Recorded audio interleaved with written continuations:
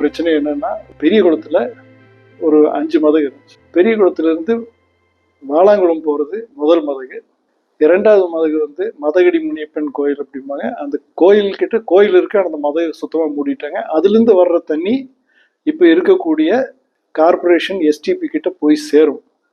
அந்த வாய்க்கால் எல்லாமே ரோடு ஆயிடுச்சு.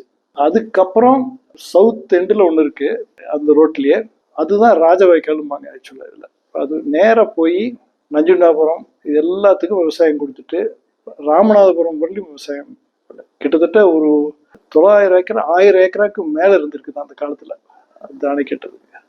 அந்த 1000 ஏக்கர்ல இன்னைக்கு மிச்சம் இருக்குது அட்லீஸ்ட் ஒரு 850 ஏக்கரா 900 ஏக்கரா இன்னைக்கு இருக்கு, விவசாயம் பண்ணிட்டு இருக்கிறோம். இருந்தாலும் இது எங்க பிரச்சனை என்னன்னா, இந்த மதகெல்லாம் மூடிட்டனால தண்ணி வந்து குளத்துல இருந்து எடுத்து விடுறது இல்லை.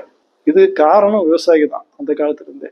என்னைக்கு அதாவது தண்ணிக்கு வேற வழி இல்லைங்கிறப்போ எல்லாம் போய் ரெகுலரா மதக திறந்துவிட்டு தண்ணியை கொண்டு வந்து ஒருத்தர் அந்த முறைகிறதுக்கு சிஸ்டம் இருக்கு, அதை வச்சு எல்லாரும் தண்ணி எடுத்துக்குவாங்க. இதுல இருந்து போறது இந்த வாய்க்கால் கடைசியில் இருக்கிற வாய்க்கால் சொன்னேன் இல்லைங்களா, அது இந்த ராஜ வாய்க்கால். அது போய் இடத்துல 5 தோணின்னு ஒரு இடம் வரும். அதுல 5 பிரியும். 5 பேர்த்துக்கும் விவசாயத்துக்கு பாசன வசதி இருக்கு, போயிட்டு இருக்கும். இதை கிளீன் பண்ணி பண்றதே ஒரு திருவிழா மாதிரி பண்ணிட்டு இருப்பாங்க. நல்லா என்ன ஆயிடுச்சு, கடைசியில என்னைக்கு போர்வெல் வந்துச்சோ அன்னைக்கு பாதி முடிஞ்சது. என்னைக்கு ஃப்ரீ பவர் கொடுத்தாங்களோ யாருமே இந்த தண்ணியை கண்டுக்கவே இல்லை. ஏன்னா போர் போடுறாங்க, தண்ணி எடுக்கிறாங்க, ஃப்ரீ பவர் எடுத்துக்கிறாங்க. அதுவும் அங்க இருக்கிற குளங்க எல்லா கிணறுகள் எல்லாமே பாத்தீங்கன்னா இந்த குளத்துல தண்ணி நிக்கிறதுனால எல்லா கிணறும் எப்பவுமே வத்துறதுக்கு வாய்ப்பே இல்லை.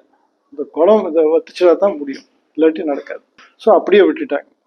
இந்த ஸ்டேஜில் பார்த்தீங்கன்னா இப்போ இருக்கிற நாங்கள் என்ன முயற்சி கேட்டுக்கிறோம்னா, இந்த மதகை ரெடி பண்ணி தண்ணி விட்டாங்கன்னா தான் எல்லாத்துக்கும் பிரயோஜனம் இருக்கும்.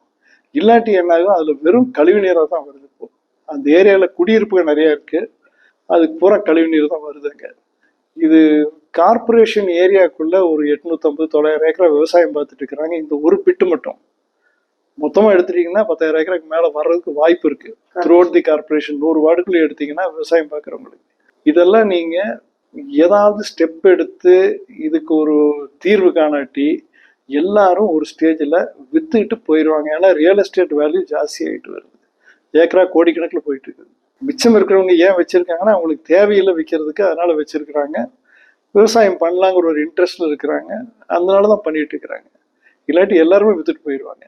கடைசியில் பார்த்தீங்கன்னா நகரம் இது ஃபுல் ஆயிரும். ஆக்சுவலாக மேப்பில் பார்த்தீங்கன்னா ஓவராலாக கூகுள் மேப்பில் இது மட்டும் தனியாக தெரியும், ஒரு 800-900 ஏக்கரா, அந்த அளவுக்கு நல்லா இருக்கும். இப்போ நம்ம பார்க்குற இடம் தான் கம்ப்ளீட்டாக அதுக்கு தண்ணி வந்து சேர்ந்து பாசனம் அனுபவிச்சுட்டு இருந்த ஏரியா. இந்த வாய்க்கால் ஆரம்பிக்கிறது பெரிய குளத்துல, மதகு இங்கே இருக்கு, இந்த இடத்துல மதகு இருக்கு. இதுல இருந்து வரக்கூடிய வாய்க்கால் பார்த்தீங்கன்னா இது கிட்டத்தட்ட இங்கே 20 அடி 30 அடிக்கு பக்கமாக இருக்க வேண்டியது. இதுல கொஞ்சம் என்க்ரோச்மெண்ட்ஸ் இருக்கு. இது வந்து உக்கடத்துக்கு சவுத்துங்க, ஆத்துப்பாலத்துக்கிட்ட. இது கம்ப்ளீட்டா இந்த வாய்க்கால் நல்லாவே தெரியும் உங்களுக்கு. பாத்தீங்கன்னா இன்ஸ்பைட் ஆஃப் தட் பாத்தீங்கன்னா இங்க வந்தோன்னா அப்படியே சுருங்கிடுச்சு, அது எங்க இருக்குன்னே தெரியல. அப்புறம் அப்படியே வெளியே வருது. திடக்கழிவு பயங்கரமா கொட்டுறாங்க இது வாய்க்கால்ல அப்படின்னு. அது பிரயோஜனமே இல்லை. அப்படி இருந்தா ஒண்ணு, அப்புறம் நாளைக்கு வெள்ளம் வந்துச்சுன்னா எல்லாரும் மாட்டிக்குவாங்க தான். ஸோ இந்த வாய்க்கால் பாத்தீங்கன்னா கிட்டத்தட்ட ஒரு 900 மீட்டருக்கு வீடுகளுக்கு இடையில வருது. அதுக்கப்புறம் ஓப்பன் அவுட் ஆயிருது கம்ப்ளீட்டா. இது ஓப்பன் அவுட் ஆயிருது, மறுபடியும் இங்கெல்லாம் வீடு ஆக ஆரம்பிச்சிருச்சு. ஸோ இந்த வாய்க்கால் இவ்வளவு தூரம் வருது. இது அப்படியே ஊருக்குள்ளேயே வருது, சாரி வெளியே இந்த காட்டுகளுக்குள்ள வருது.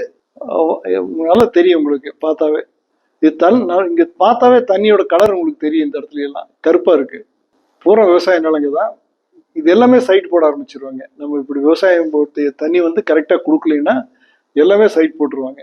இது வந்து இமீடியட்டா ஆக்ஷன் எடுத்து இதுல ஏதாவது அரசு ஆக்ஷன் எடுத்தா தான் இது பண்ண முடியும்.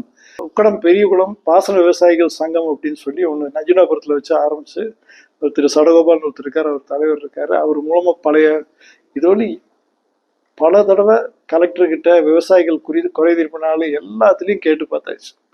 அவர் டாக்டர் சமீரன் இருக்கிறப்போ கொஞ்சம் புஷ் பண்ணி ப்ராஜெக்ட் ப்ரொபோசல் போட வச்சாரு. பிடபிள்யூ ப்ராஜெக்ட் ப்ரொபோசல் போட்டதுலேருந்து அதுக்கப்புறம் அப்படியே இருக்கு. நாங்களும் பல தடவை கேட்டு பார்த்துட்டோம், புரிஞ்சுக்க மாட்டேங்கிறாங்க. அந்த ஊரே வாழ தகுதியில்லாத ஊராயிடுச்சு நஞ்சுனாபுரம். சுத்திலையும் டிச் தண்ணி போயிட்டு இருக்கு. இதுக்கு பத்தாவதுக்கு அந்த புகா சுத்தி வளைச்சு இதுவும் வருது. ஸோ ரொம்ப கஷ்டம். இதாக பண்ணாங்கன்னா நல்லா இருக்கும். சாத்தியக்கூறு இருக்கு சார். இதெல்லாம் பார்த்துட்டோம் நாங்கள். அதை வச்சு தான் பிடபிள்யூடி வந்து ப்ரொபோசலே கொடுத்துருக்காங்க. அது ரோடில் இவங்க ஹைவே கட்டும்போது அதை போடாம விட்டாங்க. அது ஹைவே டிபார்ட்மெண்ட்டோட பொறுப்பு அந்த பிரிட்ஜ் கட்டி கொடுக்க வேண்டியது. அந்த மதகை பொறுத்த அளவுக்கு ஈஸியாக அப்படியே ரெடி பண்ணலாம். தண்ணி நிற்குது, அதுக்கு காஃபர் டேம்னு ஒரு டெக்னாலஜி இருக்குது. அதை பேஸ் பண்ணி தண்ணி இங்கே வராமல் தடுத்து நிறுத்திட்டு இந்த பக்கம் ஒர்க் பண்ணிக்கலாம். இதெல்லாம் நம்ம டெக்னாலஜி இல்லாமல் இல்லை, எல்லாமே இருக்குது. பண்ணினார்கள். ஆனால் நம்ம அந்த ஏரியாவுக்கு ஒரு விடிவு காலம் வரும். இல்லாட்டி எல்லா வியாதியோட தான் சுற்றிட்டு இருப்பாங்க. இன்னைக்கு இருக்கிற பார்த்தீங்கன்னா எல்லா ஹாஸ்பிட்டலும் கோயம்புத்தூரில் கேன்சர் டிபார்ட்மெண்ட் ப்ராமினெண்ட்டாக ஆரம்பிச்சுட்டு இருக்கிறாங்க. இதெல்லாம் ஒரு காரணம், கண்ணுக்கு தெரியாமல் போயிட்டு இருக்குது.